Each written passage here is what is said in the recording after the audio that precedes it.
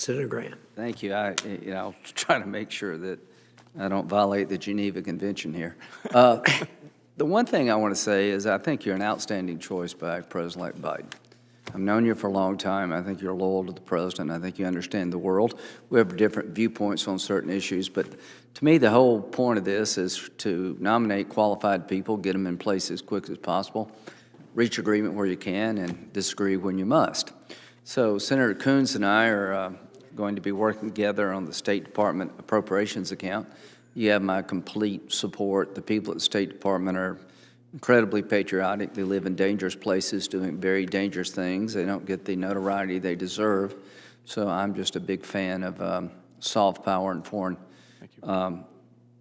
foreign policy. The military has a very limited ability to change things, and they know it more than anybody else. So I think you're an outstanding choice. I intend to vote for you, but we're going to quickly go around the world and try to get a 30,000-foot view of where we start this new administration. Do you still consider Iran the largest state sponsor of terrorism? I do. Okay. Do you consider Israel a racist nation? No, I do not. Okay, that's a good start. Afghanistan. Do you agree that I agree totally with Senator Shaheen that if we abandon the Afghan women who fought so hard to have a say about the future of their children, it will affect our children's future. Do you agree with that? I do. If we've learned anything from Afghanistan, taking our eye off the ball doesn't really work well. And having 100,000 troops over there spending trillions of dollars really doesn't work well either. We're down to 2,500, a residual force with a counterterrorism mission. Do you think that's responsible at this point? I know the President-elect wants to make sure that even as we pull back our forces, that we retain the capacity to deal with any reemergence. And anything would be conditions-based. That's correct. Do you trust the Taliban to police al-Qaeda and ISIS regarding attacking America? Trust is not a word that I would apply. No, that's right. I agree with you. So any agreement that trusts the Taliban to police al-Qaeda and ISIS without us having some say, I think would be a bad deal. Appreciate that very much. On immigration, you're soon going to be Secretary of State with hopefully a good bipartisan vote. I think you deserve it.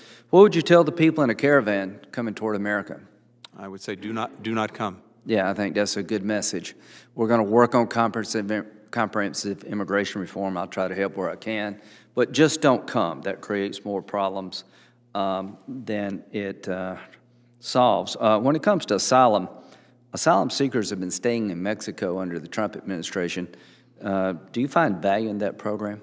I have issues with that program, Senator. I think that we need to make sure that we are approaching what we do when it comes to those seeking asylum, seeking protection in this country, in line with the finest traditions that this country has shown from generation to generation. Part of that is the ability, that is both, I believe, a legal one and a moral one, from where I sit, to allow people to make asylum claims and to deal with those claims expeditiously. Yeah. People who need protection should get it. Those who do not meet the criteria should, with dignity, be removed. But our problem is that we're not resourced adequately to do this. Yeah.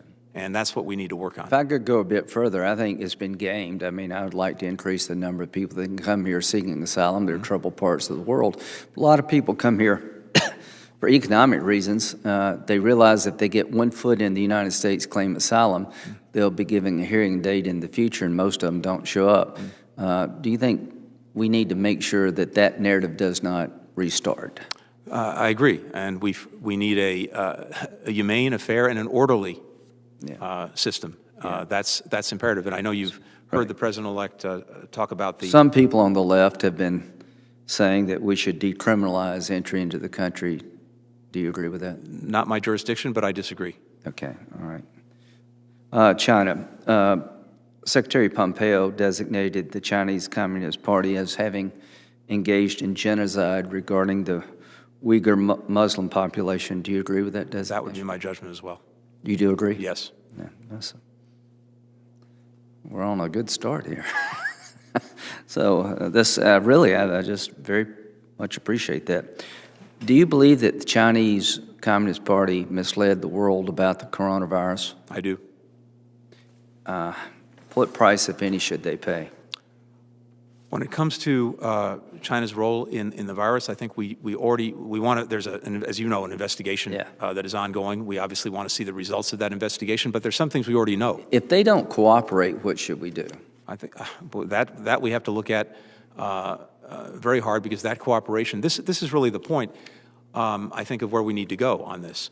What we do know already with regard to China and the virus is that they did not provide transparency. They did not share information. They did not give access when it mattered most in the early days of this virus. Had they done so, it's possible that the course of the virus would have been different, and we could have dealt with it sooner and more effectively.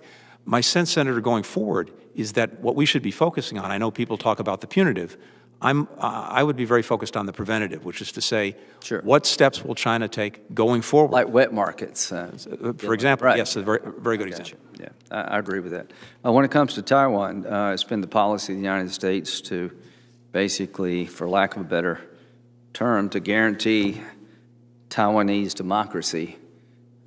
What's your view of that? My view is we have an abiding and longstanding and bipartisan commitment to Taiwan and to the Taiwan Relations Act. We need to make sure that they have the means to deter aggression, to defend themselves. I'd like to see Taiwan even more engaged in the world. It's in many ways a model democracy, a strong economy, and a technological powerhouse. And of course, the way they've dealt with COVID-19 has a lot of lessons to teach us. But if the Chinese Communist Party decided to use military force against the population in Taiwan, that would create great upheaval throughout the world, and they would pay a heavy price. Is that fair to say? That would be a grievous mistake on their part. Hong Kong. Seems to be that they're not really paying much attention to what Congress is doing and what this administration is doing regarding Hong Kong. What can we do to get their attention that we're not doing? So I wish we had taken some steps earlier. The national security law, the crackdown on media, the crackdown on free speech, on assembly, all of that has, I think, put in tatters the notion of real freedom and autonomy in Hong Kong, which were guarantees in the handover. One of the things, this is not going to fix the problem, but I'd like to see us, for example, be able to take in some of those fleeing Hong Kong and fleeing the repression for standing up for their democratic rights. And I know there's some legislation that looks at doing that. But I think we have to take a hard look about what our position should be on the presence of institutions and companies there. Is it going to remain a hub and a financial center? Does Beijing then get both sides of the benefit? We should take a hard look at that. I think the first thing we have to do is send a stronger message, because they're clearly not listening to this Congress and this administration's efforts, which I applaud, have fallen short. It's very difficult. When it comes to Turkey, the Congress has been pretty tough on Turkey for continuing to purchase Russian weapons and the S-400. Do you believe that Turkey needs to continue to be sanctioned until they change their behavior? So I've looked at some of the so-called CATSA sanctions. I think that what Turkey has done as a NATO ally in acquiring the S-400s is unacceptable. The idea that a so-called strategic partner of ours would actually be in line with one of our biggest strategic competitors in Russia is not acceptable. I think we need to take a look to see the impact that the existing sanctions have had, and then determine whether there's more that needs to be done. Okay, I think this administration may have, yesterday, I don't know, lifted a travel ban from Europe and other areas with a high COVID-19 infection rate. Are you considering restoring that ban? So right now, that's I would encourage you to. It's above my pay grade. So I would encourage you to. And the reasons, the caravans have a multiple level of problems, and it'd be odd to just keep a travel ban in Europe, but allow people to mass on our border. So I hope we continue to fight the illness and prevent transmission. Finally, so many people wonder where our biggest threat is. I'm going to just end with this thought. China is a problem, multiple layer problem. Russia's up to no good.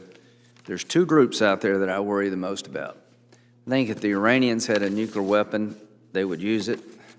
I think the Ayatollah is a religious Nazi. Will you agree to at least talk to me and Senator Mendez about an alternative to the JCPOA when it comes to Iran? I welcome talking to both of you and members of this committee about the way forward on Iran. Okay. And finally, this is the 20th anniversary of 9/11. September this year will be 20 years. I think they're going to remind us that they're still out there. Do you agree with me that the worst thing America could do is have a false sense of security when it comes to radical Islam? Do you agree with the following proposition? The only reason they haven't killed more of us is they can't find a way to do it, and we pretty much kept our foot on their throat? I share your concerns about the ongoing threat posed by what's left of al-Qaeda, ISIS, other extremist groups that target the United States. Finally, do you believe they had a nuclear or chemical weapon they could acquire when they would use it? I think there's a high probability that if they had access to such a weapon, certainly in the past they would have, and going forward, something to be concerned about. 20 years later, where do we stand regarding the fight against al-Qaeda and ISIS? I think we've demonstrably made significant progress in different parts of the world against them. When it comes to al-Qaeda in Afghanistan, the original threat, there's still a problem, there's still a presence, there's still a relationship with the Taliban. It's much diminished from what it was, but precisely to your point, if we take our eye off that ball, there's a risk that it comes back. ISIS, I think, actually across two administrations, we succeeded in taking away its geographic caliphate in Iraq and in Syria. But there again, we can't take our eye off the ball. And then, of course, we've seen affiliates of both groups spread to different parts of the world. So we still have our work cut out for us. Well, thank you. I look forward to working with you.